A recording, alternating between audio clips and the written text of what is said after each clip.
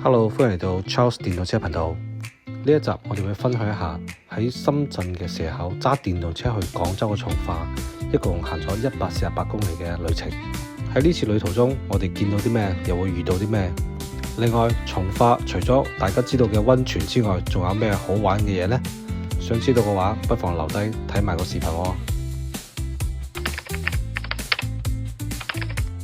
呢度就係我哋出發嘅地方啦，深圳嘅蛇口灣下地鐵站，亦即係我哋平時提供電動車免費教學嘅位置。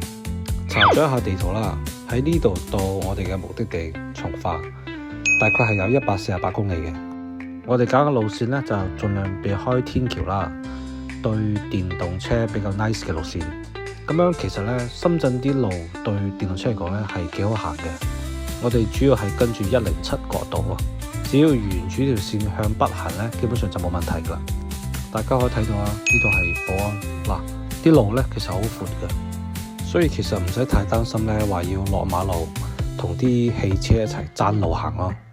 喺深圳呢度呢，係完全唔使擔心電量嘅問題啊，因為只要打開啲換電啲小程式呢，就會見到其實深圳通街都係呢啲換電櫃嘅。即係好似呢種咁樣啊，掃下碼呢，佢就會有新電池彈出嚟啦。我哋行咗個零兩個鐘呢，就已經嚟到沙井呢個位置啦。呢個位置呢，條河叫做洋蔥河，係3點水呢個蔥喎，唔係我哋食嗰啲洋蔥個蔥啊。之前我一直認為呢，呢個地方就係深圳同東莞嘅分界線，其實唔係嘅，仲要向前行多陣，因為馬上就離開深圳啦。咁樣我哋揾到最後一個電櫃呢，換埋呢次電，我哋就要進入東莞噶啦。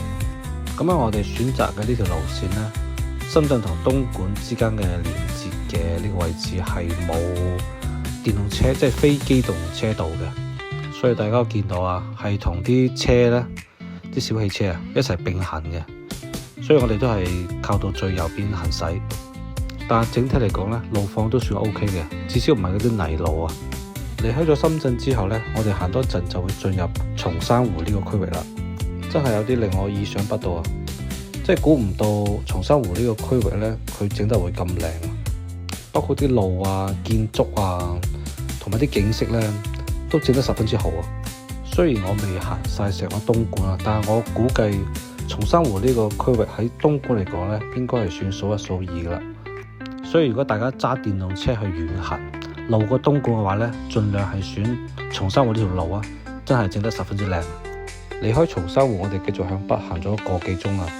咁我睇咗下地圖，竟然係到咗博羅喎！我真係估唔到喺東莞同埋廣州之間呢，係夾咗個博羅噶。因為唔想太趕呢，咁今晚就喺度休息啦。第二日我哋行咗一陣呢，就已經進入廣州嘅增城啦。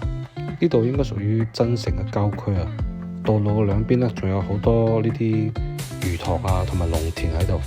雖然增城唔係喺廣州嘅市中心啊，但係啲道路咧都整得 OK 嘅，至少有非機動車道啊。喺呢度咧，你仲可以見到好多呢啲老宅，仲有呢啲咧100幾年歷史嘅大榕樹。喺增城呢度，啲橋梁都做得好有特色喎。呢條咧就係增城最主要嘅江河啦，叫做增江。離開咗增江之後咧，我哋就進入咗一條比較靚嘅路。咁呢條路咧喺高德上有個好長嘅名嘅，大家可以自己睇睇啊。路況確實係唔錯啊，但係左邊啲車咧開得好快，都有少少危險啊。其實跟住咧，我哋就離開咗呢條大路，入咗條縣道啊。後來先發現咧，正確嘅選擇應該係跟住頭先條大路一直向北行嘅。點解咁講呢？因為入咗條縣道之後咧，除咗條路變窄之外，就開始有斜坡啦。咁一開始個坡度咧都唔算好大，應該10度左右啩。但係越行到後邊咧就越唔對勁啦，坡度咧就越嚟越大。最斜嘅時候咧有將近30到35度左右。咁我哋部車嘅電機咧都係得1200瓦，完全上唔到去。而且呢個地方你想叫貨拉嗰啲拖車咧，完全冇可能。另外仲有一點好關鍵啊，就係我發現我電池得返20% 嘅電量啦，而上坡咧係好耗電嘅。